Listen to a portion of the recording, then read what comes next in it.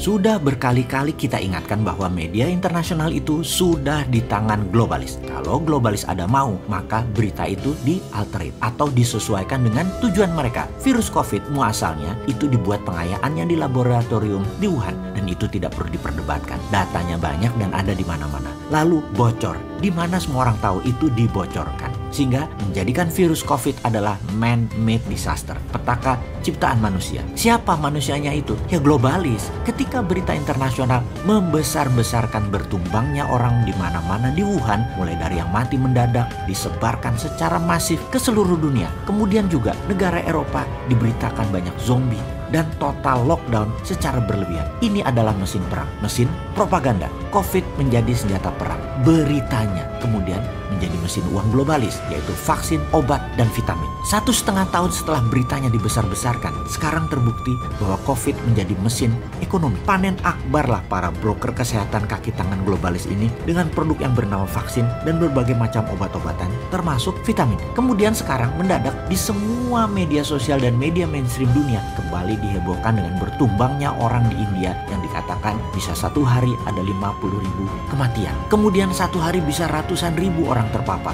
Walaupun faktanya mendekati demikian, jumlah yang sangat besar itu memang mencerminkan kegagalan pemerintah India mengantisipasi second wave gelombang COVID kedua. Benar, di India saat ini memang mengalami second wave, triple mutation, Bengal strain namanya, memapar 300 ribuan kasus baru dan menyebabkan lebih dari 2.300-an kematian dalam satu hari, menempatkan India di urutan nomor 2 dengan 16 juta lebih kasus COVID. Nomor 2 setelah Amerika dengan 32 juta total kasus COVID. India dalam keadaan darurat. Sampai tidak ada kayu untuk mengkremasi pembakaran jenazah untuk melaksanakan kebiasaan di India tersebut. Hal ini membuat dunia mulai menganalisa lagi. Dr. Paul Tambia, profesor dari National University of Singapore mengatakan, data terbaik menunjukkan bahwa sistem imunitas tubuh manusia yang tinggi jauh lebih bisa merespon multi-mutasi virus ketimbang antibodi vaksin. Kembali ke India. India punya varian double mutation B1617 di Maharashtra, gabungan mutasi dari varian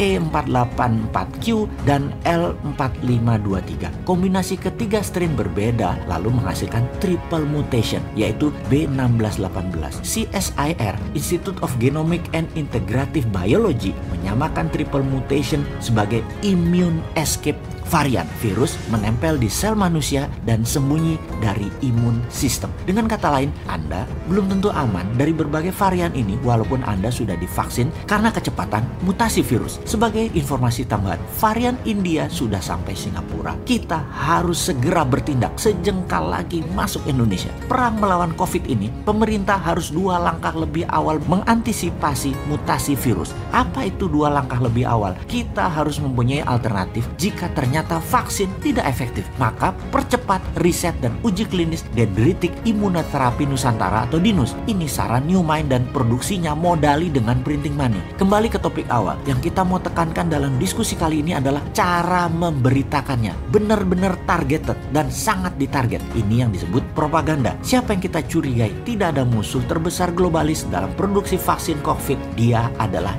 India. India menjadi target assassin dari intelijen operasinya globalis. Target operasi berita yang direkayasa, yang dilebih-lebihkan untuk memukul India dan memastikan vaksin global dipakai di India, dan India tidak sempat memproduksi vaksin untuk dunia. Globalis jago mengemas beritanya untuk menjadikan tool untuk membunuh India di mata internasional. Jadi mengerti mengapa India diserang beritanya dibesar-besarkan. Ya, karena India salah satu negara penghasil vaksin non-globalis terbesar, tercepat, serta tidak mau ikut vaksin globalis dari awal, menentang dan selalu melawan. Sama seperti vaksin lokal Indonesia yang merah putih, Nusantara, dan banyak lagi sekarang sedang dikembangkan. Semua nantinya ditarget juga. Jadi si Sontoloyo ini menyarankan produksi vaksin Indonesia juga produksi sistem peningkatan imunitas harus segera dilakukan, dan semua ini dilindungi oleh negara, bukan dihalangi atau diperlambat dengan izin BPOM yang dipersulit dan penggagasnya dimatikan karakternya. Juga tenaga ahlinya dianggap abal-abal. Kok membangun narasi antipati begitu sih? Jangan, ini keadaan darurat perang.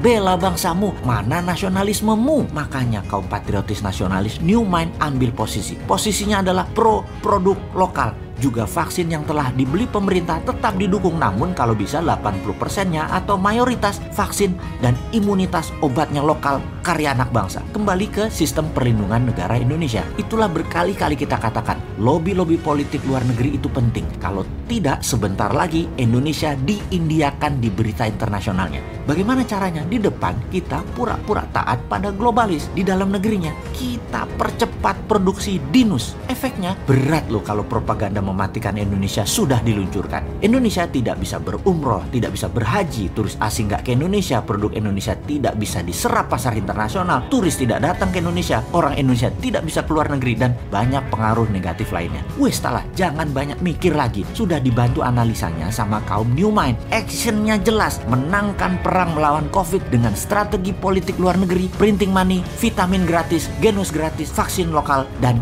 dinus.